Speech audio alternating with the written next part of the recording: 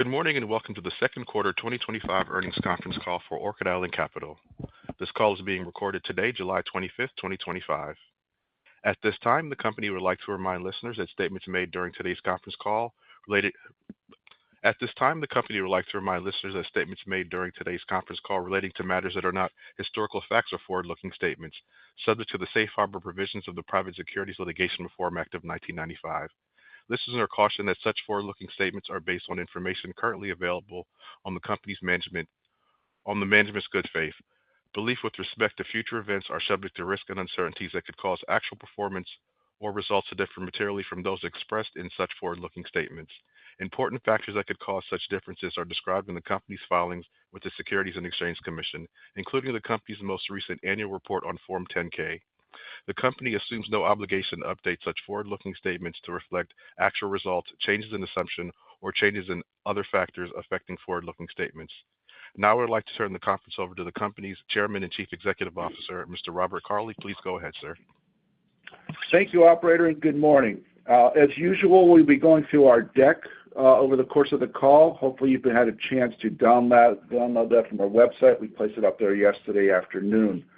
With me today is Hunter Haas, our Chief Investment Officer and Chief Financial Officer, and Jerry Sintes, our Controller.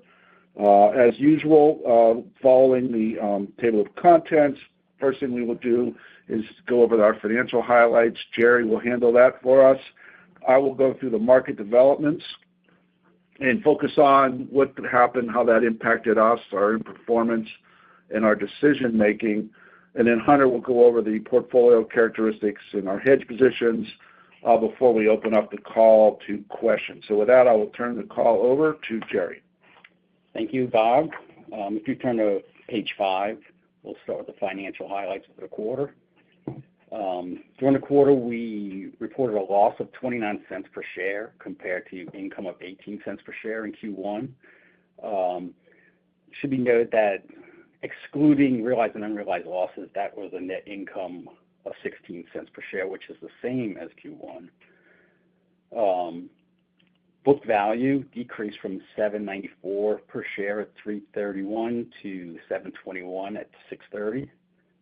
Total return for the quarter was negative 4.66% compared to 2.6% in Q1, and we reported 36 cents of dividends in both quarters. Turning to page 6, we'll go to portfolio highlights. We had average MBS during the quarter of $6.9 billion compared to just under $6 billion in Q1. We had our leverage ratio at 6/30 was 7.3, which is down from 7.8 at 3/31. Our prepayment speeds during Q2 was 10.1% compared to 7.8% in Q1. And our liquidity at 6/30 was up to 54% from 52%. On page 7 is our summarized financial statements. These are the same as what was in our earnings release last night, and we'll have more detail presented with our 10-Q that will be filed today. So with that, I'll turn it back over to Bob. Thanks, Jerry. I'll now go through the market developments for the quarter. And as we all know, there were two big events that occurred in the quarter, one much greater than the other. The first of which was the reciprocal tariffs announced in early April, what was known as Liberation Day. Later in the quarter, the administration's what became known as the One Big Beautiful Bill was passed. It was signed into law on July 4th, although the heavy lifting to get the bill to the point where it could be signed occurred late in the quarter, and it definitely had an impact on the market and outlook, although much less than what occurred early in the quarter. Obviously, what happened in early April was, not quite as bad as the onset of COVID in March of 2020, but pretty significant. There was obviously a lot of forced deleveraging, and there was a lot of concern in the market about a host of things, the sanctity of the dollar and the flight of capital out of the U.S. and so forth. So it was clearly a very chaotic period. That being said, given that we've been doing this for a while, we were quite well positioned for that. We had very high cash positions. Our leverage was on the low end of our range. As a result of that, we were able to limit the deleveraging or selling, if you will, to less than 10%. And we, in fact, actually bought back a little over 1.1 million shares early in the quarter at a substantial discount. Once the dust settled in the quarter and we kind of basically grinded sideways, we maintained a defensive position, but we were able to sell some shares. We actually did so at a slight discount to book, but we were able to generate a nice cushion, a cash cushion, if you will. As I mentioned, we were still defensively positioned. We kept the leverage at the low end of the range. Now I'll go through the deck and the slides and try to focus on the things that happened that were of most relevance to us. And there were two primary takeaways I want to focus on. On slide 9, you see the curve, the U.S. Treasury curve and the swap curve.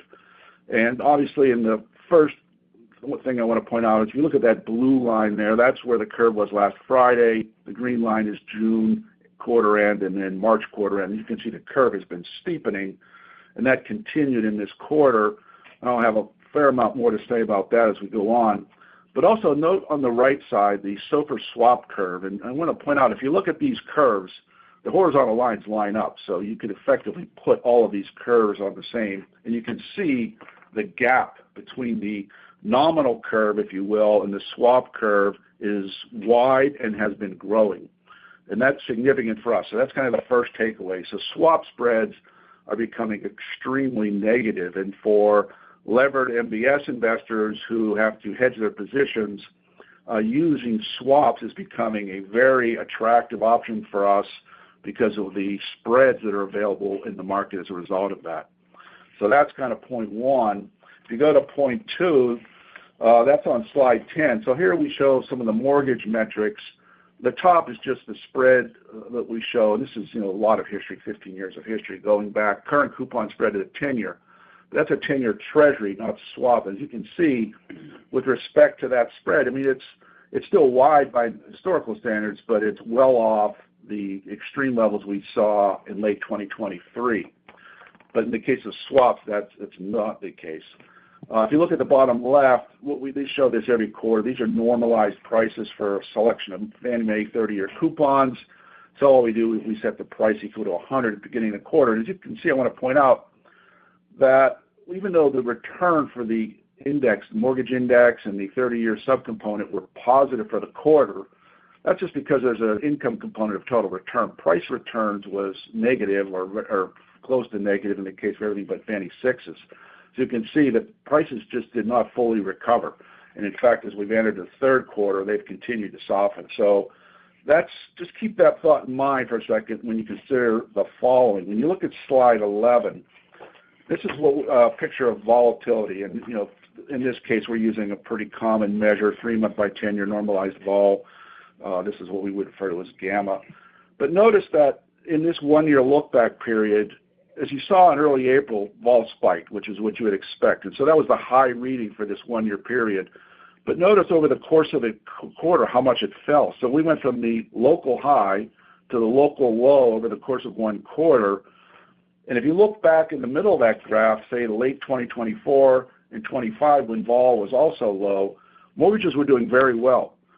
But you look at where we are now with vol at the lowest levels of this period, and they're not. So it's that's the second takeaway, is this combination of relatively weak mortgage performance, even in the face of low volatility, which is counter to what we would expect.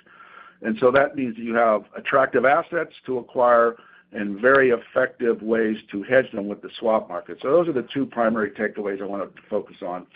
Continuing on with the rest of the deck, you look at slide 12.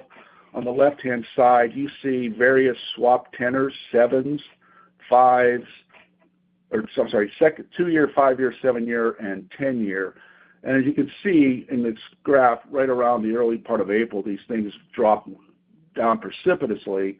But note how the fact that they didn't recover. They've trended sideways since. So, what's driving this? And what is driving this is the following. With the government running persistent deficits and the market anticipating continued deficits, especially after the passage of the One Big Beautiful Bill, that means that the market is in effect anticipating heavy Treasury issuance. So, as in the face of very heavy Treasury issuance, it's as if nominal Treasuries are cheapening to what effectively has become the new risk-free asset, which is a swap yield. And so, since the market expects this to continue, and I mentioned earlier that the One Big Beautiful Bill was passed, and while it's going to be very stimulative for the economy, it also, if you look at it from a perspective of fiscal deficits, it's not likely to cause a shrinkage of those. So a continuation of deficits, which means nominal treasuries have been cheapening relative to swap yields, and that appears to be something we expect it could continue for quite some time. On the bottom right, we show the composition of our hedge book, weighted by DV01, and as you can see, swaps, the green area, are over or almost 80%, futures at 21. Given what I've just said, we would expect that composition to shift going forward in favor of swaps more, for the obvious reason. Moving on to slide 13, this is a picture of the mortgage refinancing and mortgage housing market. On the left, you can see the refi index versus mortgage rates. The song remains the same. The refi index is at historically low levels. Mortgage rates are high. For the reasons I've been discussing, I would expect that those would continue to stay high. And just to give you some added color, this last week, existing home sales were released. Home prices are at all-time highs. They continue to hit all-time highs.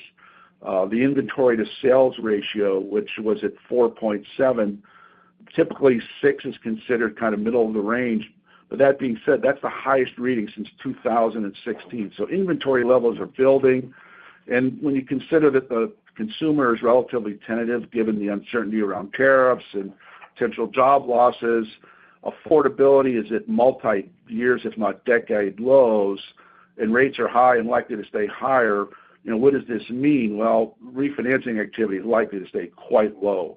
And what that means then for carry, particularly up higher coupons, is that carry could be very attractive. So I'm trying to paint a picture here that shows that based on what's going on in the market, the outlook for mortgage and mortgage investing could be quite attractive. A few more slides before I turn over to Hunter. Slide 14. I've been showing this one for years, or at least quarters rather. And you can see I just have on here the GDP of the U.S. in dollars versus the money supply. And the red line, as you can see, is the government continues to run large deficits, and it's keeping growth elevated. It's really buttressing growth. And when you look at, for instance, what happened in 22 and 23 when the Federal Reserve raised interest rates by over 500 basis points, yet the economy never really ran into recession. And even today, in the face of these tariffs, the labor market appears resilient. The unemployment rate hasn't grown, and spending and consumer spending has remained at least resilient, if not very strong.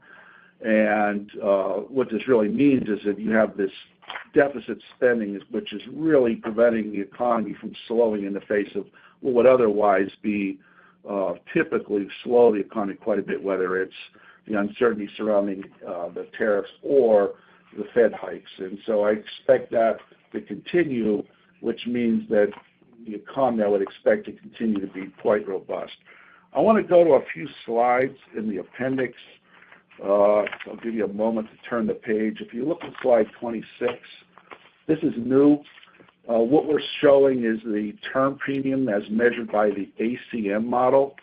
I am not an expert in the ACM model, but I can tell you that it is one widely used and well respected. And what you see in this data, this goes back 25 years, is that for a long period of time, up until around 2015, term premiums were positive, and in some cases quite high, up to 300 basis points. But then we entered a long period of where they were negative or rarely positive. But that's changed, and we're starting to see them move higher. And for the reasons I've been discussing, I think that that's going to continue to be the case. And so with respect to, say, for instance, the curve shape, while we may not get as much Fed cuts, as many Fed cuts as the market anticipates, we may. But even if we don't, I think this upward pressure on longer-term rates is going to keep the curve steep, which is, again, attractive for investors such as ourselves.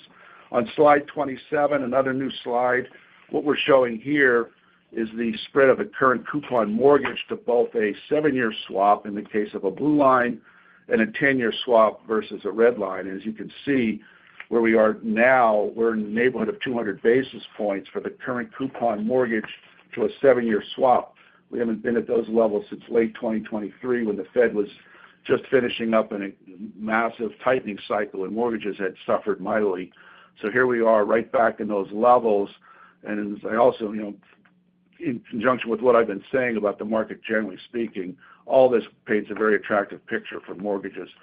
The final slide before I turn it over to Hunter is slide 28. I've been talking about this one as well for quite a while. What you see here are bank holdings of mortgages as well as the Federal Reserve. And as we can see in the red line, the Fed just continues to let the mortgages run off their balance sheet. Banks have been growing slowly, but very slowly. The rate of growth is minimal, and they represent one of the most, if not the most important marginal buyer of mortgages. If you look at the mortgage market today, obviously REITs have been growing, raising capital, but they're still not nearly as big as the bank community. The money manager community has been seeing inflows. They've been overweight mortgages for some time, so they're a good source of demand, but their flows can go both ways and be volatile. So what's really been missing is this big 800-pound gorilla, the banking community, from coming in and buying mortgages. And really, I think that's what's a big reason why mortgages have yet to perform well and we still trade at these cheap levels. So going forward, what could change that? What could cause the banks to become more engaged? Well, one of the points mentioned often is the uncertainty surrounding tariffs. Hopefully that's behind us relatively soon. We'll see regulatory relief. That's in the works. And then obviously Fed rate cuts, which would further steepen the curve. All of these could combine to cause the banks to be more engaged, and that would represent very much a big win behind in the sales of mortgages. I guess a final one might be if the economy does get really strong and deposit growth grows, that at the banks they could buy more. But it definitely is a source of potential tightening, but we're just not sure when and if that's going to occur. So that's kind of my synopsis of all the macro developments in the market and what those mean for us. And with that, I will turn it over to Hunter. Thanks, Bob. If you're following along, we'll go back towards the investment portfolio section, starting on slide 16. During the second quarter, we continued to reposition our portfolio up in coupon. The weighted average coupon increased from 5.45 from 5.32 at the end of the first quarter, while the realized yield slightly declined from 5.41 to 5.38. Our economic interest spread remains healthy at 243 basis points. We rotated out of lower pay-up Fannie 4s and 5s, $334 and $137 million respectively, and increased 5.5s, 6s, and 6.5s by $555 million, $145 million, and $86 million respectively. This marks a continued strategic shift away from our barbell approach towards a more concentrated production coupon bias. This has served us well in this recent curve steepening environment that Bob has been discussing. Turning to slide 17, this slide shows the evolution of our coupon allocation over the past couple of quarters. You can see the meaningful decline in the exposure to 3.5 through 4.5 coupons and the corresponding rise in 5.5 to 6.5% buckets. This shift is deliberate. Lower coupon pools, while theoretically easier to hedge, have shown elevated spread volatility during risk-off events, largely due to redemption-driven selling by the money manager community that Bob was just talking about. The combination of the heightened spread volatility, considerably lower realized yields, and relatively higher hedge costs resulting from a steeper yield curve have all contributed to the rationale for us to shift away from the barbell into a more production coupon focus. Turning to slide 18, our repo funding remains very stable.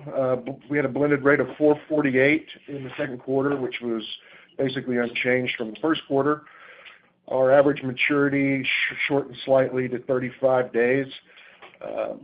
Our all-in economic cost of funds rose modestly from 283 to 295, mainly due to swap portfolio dynamics. And we ended the quarter with our leverage at 7.3, down slightly from 7.5, reflecting our disciplined focus on keeping leverage stable in volatile times. The funding environment remains very constructive, with repo spreads relatively stable outside of period-end tightness. And at June 30, 2025, and continuing into the third quarter, we had excess borrowing capacity with 24 active lenders and a few more sources of funding in the queue. Turning to slide 19, to just want to briefly discuss our hedge positions. Our hedge ratio stood at 73% of our repo balance at quarter end, down slightly due to the asset mix shift that I discussed earlier. Going forward, we'll likely shorten the hedge mix and thereby increase the notional balance of the hedges commensurate with the shorter duration of the assets we've been adding. The book is still biased towards interest rate swaps, as discussed earlier, 78% of our DB01, in fact, and the rest is in futures, predominantly Treasury futures. Current configuration leaves us modestly positioned for a higher rate bias and a steeper curve. Mark to market on the hedges in the second quarter totaled 47 cents a share, $53.8 million, with the majority stemming from our swap positions.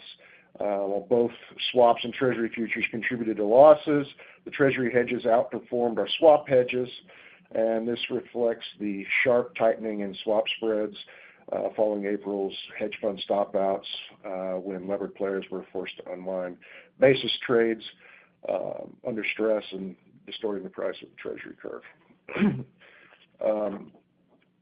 Going to slide 20, I have a couple points to make here. You'll see the full breakdown. This shows you a full breakdown of all of our hedges, swaps, futures, and TBA positions. Our swap book had a weighted average maturity of 5.7 years with an average fixed rate of 3.30. Futures remain concentrated in 5s, 7s, and 10s, so the FVs, the TYs, and the Ultras. And at the end of the quarter, we didn't have any short TBAs or swaption positions. Slide 21 shows how a combination of the assets and the hedges lead to our current risk profile. This shows our interest rates. Page 21 shows our interest rate sensitivity by coupon. Our portfolio is now, as I mentioned, more weighted towards lower duration assets, and we have maintained a slightly higher duration on our hedges, giving us the curve steepening bias that I alluded to. We expect this current positioning to be resilient in a bear steepener or higher rate scenario, and while still capturing meaningful carry, because spreads of mortgage assets over swaps are very elevated at the moment. Slide 22, our dollar DV01 for RMBS is $2.285 million, while the hedges is $2.492 million, leaving a modest negative duration gap of $207K. This equates to 0.17% exposure in an up 50 parallel shock, which is very manageable. Our strategy keeps us agile across rate paths with modest exposure, as I alluded to curve shape and lower rates. Slide 23 is our prepayment experience. Prepayments remain pretty muted overall, with a slight seasonal uptick. Higher coupons continue to see very modest speed increases, though most of them are still in kind of the mid to high single-digit range. And our deep discount positions continue to benefit from favorable prepay speeds, mostly in kind of the mid to upper single-digit range, which provides a consistent source of income. Just kind of wrapping things up and giving a little bit of an outlook. Q2 opened with a severe volatility reminiscent of March 2020. The tariff announcements triggered a violent risk-off move and widespread deleveraging. Thanks to our ample liquidity and strong hedge positioning, we avoided large-scale forced sales. As the market stabilized, we raised $140 million in new equity and deployed it into higher coupon specified pools, expanding the portfolio modestly by quarter end. Mark-to-market hedge losses totaled 47 cents per share, or 53.8, with swaps accounting for the disproportionate share. Going back, this is due to the violent swap spread tightening move that we saw in April. Portfolio shift towards higher coupons has shortened overall duration, and as a result, our hedge ratio as a percent of our repo balance declined slightly. Going forward, we may modestly narrow that gap. Looking ahead, we believe the investment environment for agency RMBS remains extremely attractive. Production coupon spreads are currently 200 basis points roughly over swaps, which is a historically wide level that presents a very compelling total return potential, even without some sort of catalyst-driven basis recovery. Our larger equity base and refined coupon allocation and reduced leverage also provide us with a lot of flexibility going forward to be opportunistic.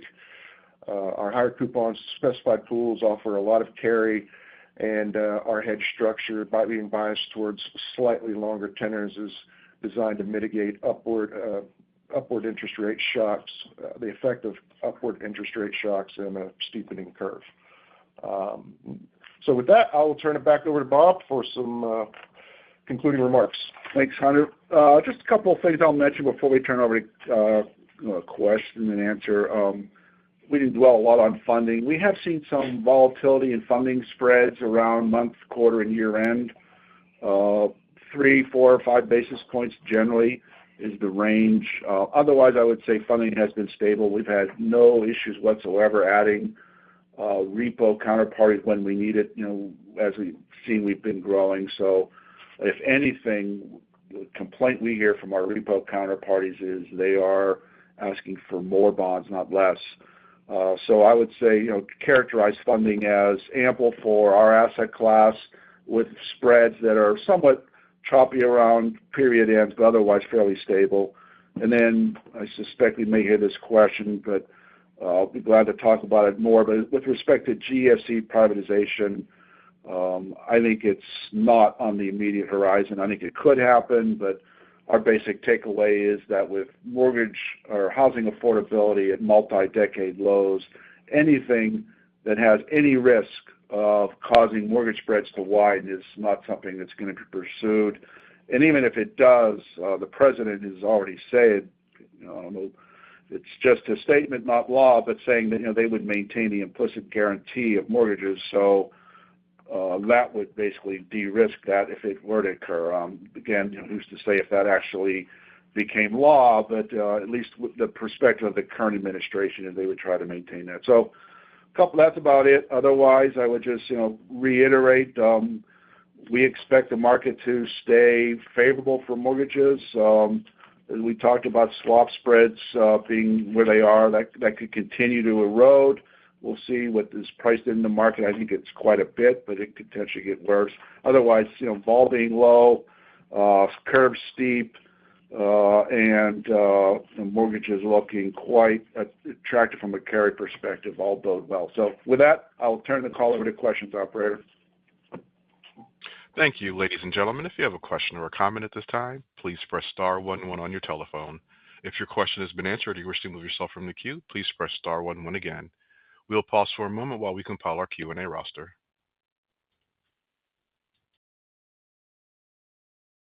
Our first question comes from Jason Weaver with JonesTrading. Your line is open. Hey, guys. Good morning. Good morning, Jason. So I get a number of about 18.8 million increase in shares over the quarter. I guess that squares with the 140 million capital raise mentioned. I wonder, what's your position towards raising additional capital here, given the incremental ROE opportunity that you're seeing? Well, it depends on where the stock trades. We would like to see it obviously higher. Let's just talk about ROEs. I would say, obviously, it depends on your coupon mix and leverage ratio. But let's just assume for the moment a leverage ratio of 8, which is above where we are, but it's a nice round number, and I think that increasing our leverage could be warranted in this environment given everything we've said. So let's just start with 8 and our current coupon mix. In other words, what we have in the portfolio today. I would say ROEs are 16, maybe 16.5.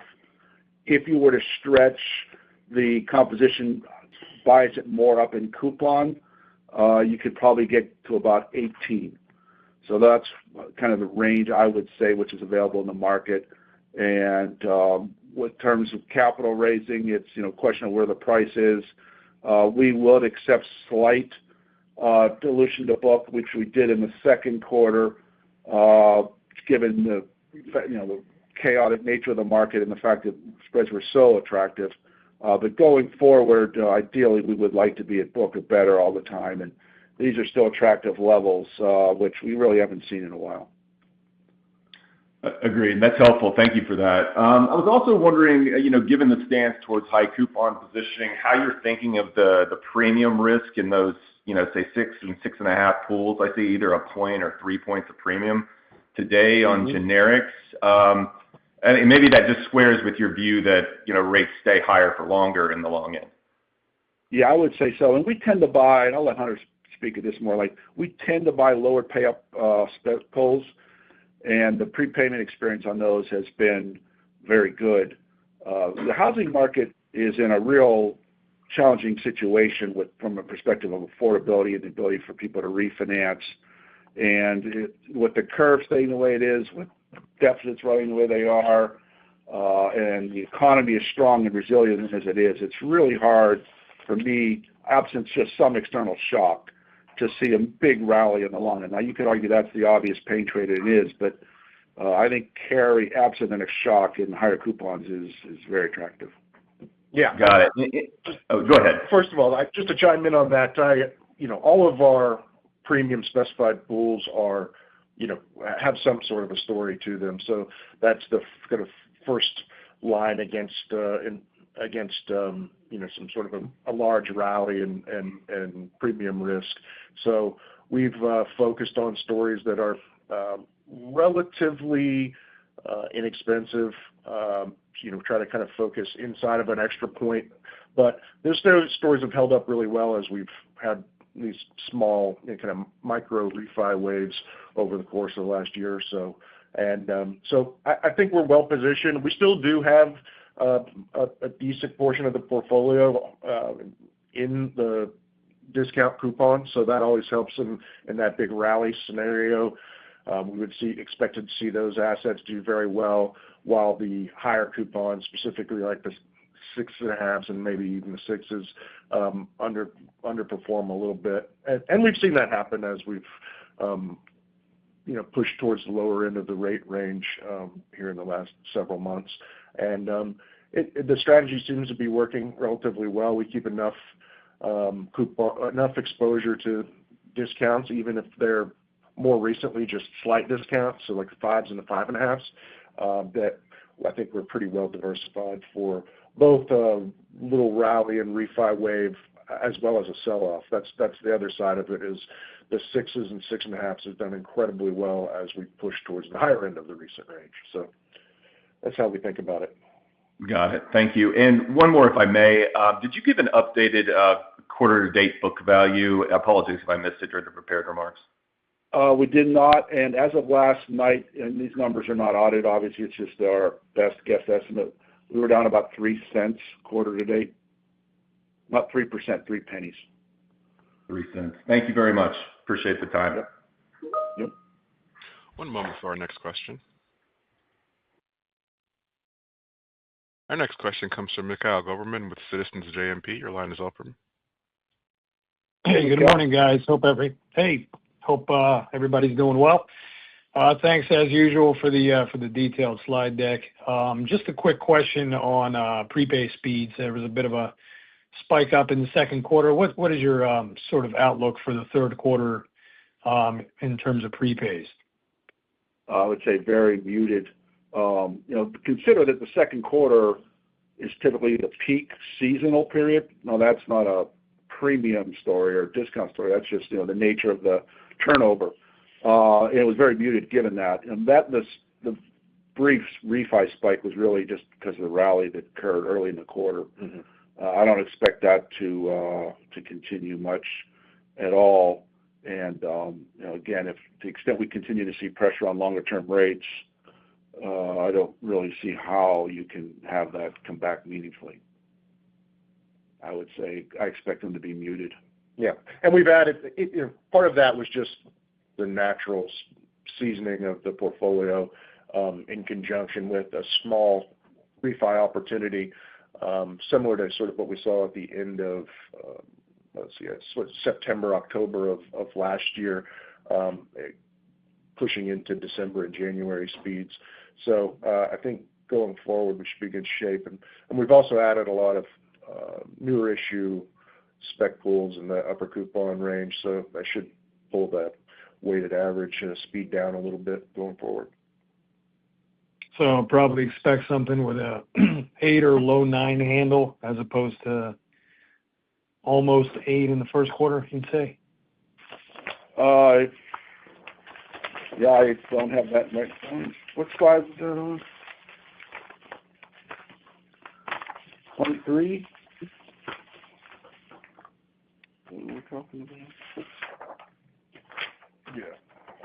Yeah. I mean, what was the 3-month speed was 8.9? Is that what you're referring to? And then 14.4 and some of the 6s. Yeah, I don't know if we get to single digits in those coupons, but I think they will remain in the teens, with the possible exception of 7s. So I don't, even the low to mid-teens, I would think by the end of the year. So I think that the carry in those is going to continue to be good, and the combination of relatively muted speeds and the dollar prices that we're looking at, the yields in those are in the mid to high 5s, I believe.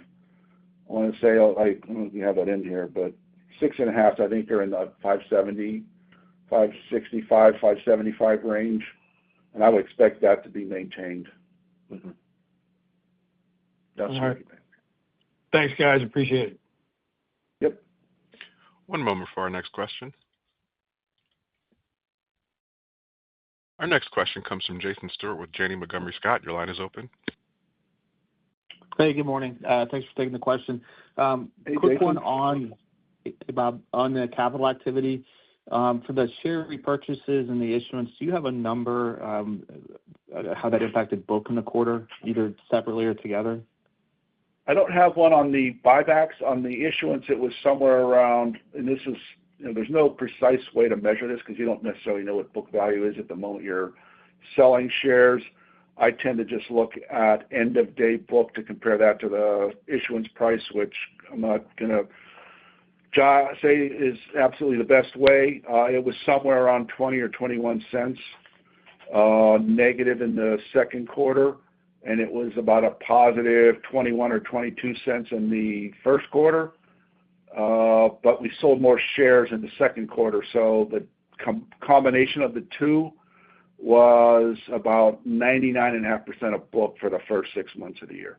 Net of fees. Yeah, net of fees, using that methodology. Okay. All right. Thank you for that. And then just on the ROE range, relative to the dividend, I know there's tax differences, but I mean, if we think about the dividend today on let's use 724 for current book value, that's a 19.9 payout plus cost to operate. Relative to the ROE that you're talking about in the high teens, could you just help me think through how you put those two and how we should think about the tax versus economic return difference? Okay. Well, first of all, keep in mind that the mark-to-market of the portfolio affects the yield.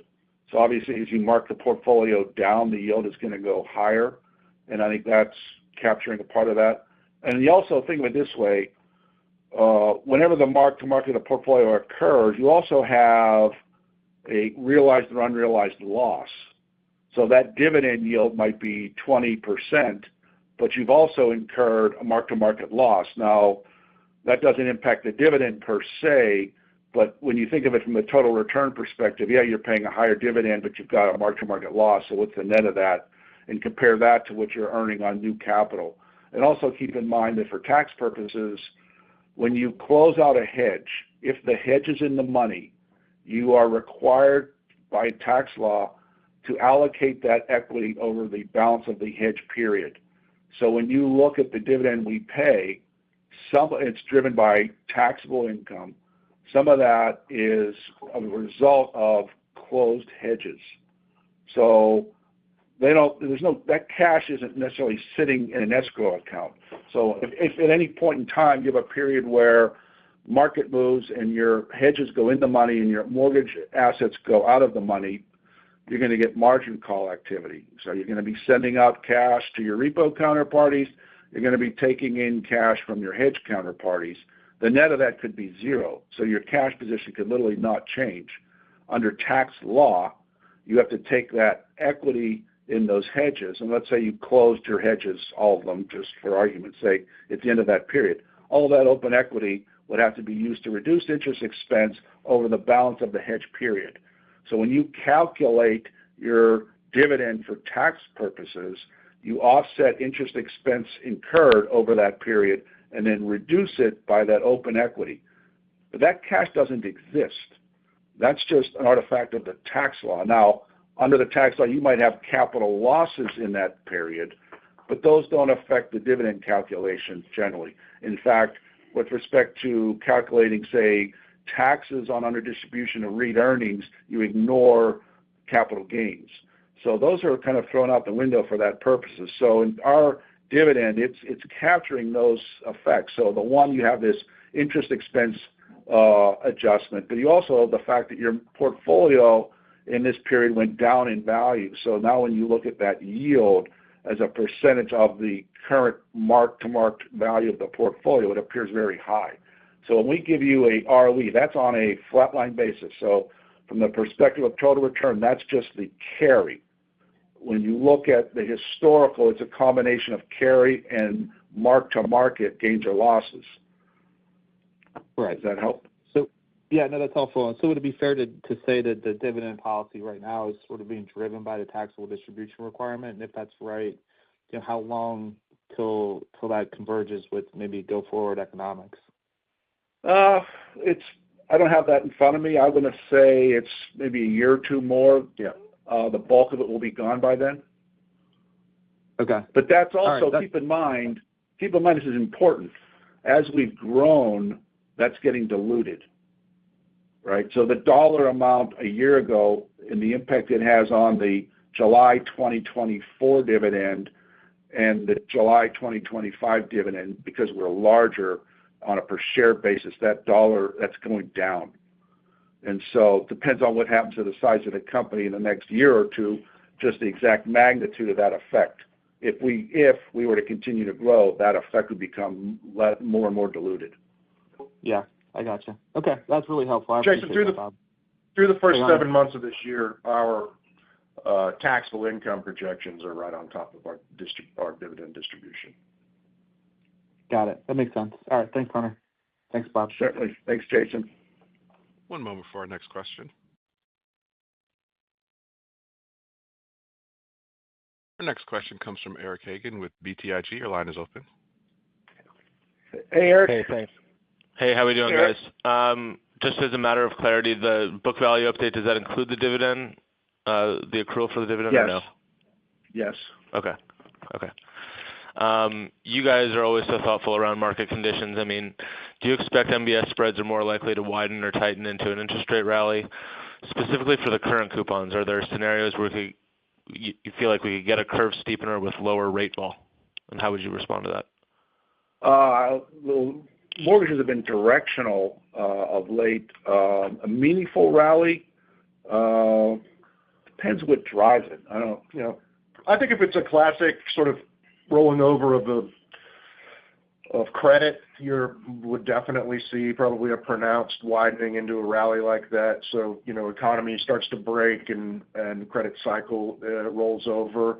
I don't know that that's our house view, but I think it's certainly a risk that we have to think about. And but for a more orderly market, like we've had over the course of the last couple of years at least, I think we will push down to, as we push down to kind of the lower end of the recent rate range. You'll see weakness in higher coupons as we would expect, and a little bit of a tightening in the slight discounts. I think that those will continue to do well. And the opposite is true if we continue to have a very strong economy, which is I think kind of the way we lean. We could see re-steepening of the curve from the front end as Fed cuts get pushed out of the very front end of the curve, and some of the weakness that Bob talked about on the longer end of the curve during his prepared remarks, resulting from just much higher Treasury issuance. I think we're seeing that continue to play out. We saw it in the swap spreads, in April, and so we've got our eye on that. So I know that wasn't specifically the risk you were addressing, but that's what we've been kind of keeping our eye on. I don't see the potential for significant widening from here. And the way I'll approach it is just from the perspective of who the players are in the market. If you look at it, the marginal buyer to a large extent has been REITs and money managers. Fast money hedge funds are in and out all the time. Banks have not been involved much in what they tend to buy are floaters anyway. So for instance, if you have the economy roll over and credit became a concern, I think money managers, if anything, are going to increase their allocation to mortgages. From the perspective of the meaningful steepening of the curve, let's say the economy weakens and the Fed now is going to aggressively cut, which I don't think is likely to happen, but if it did, I think you could see banks become a more meaningful marginal buyer.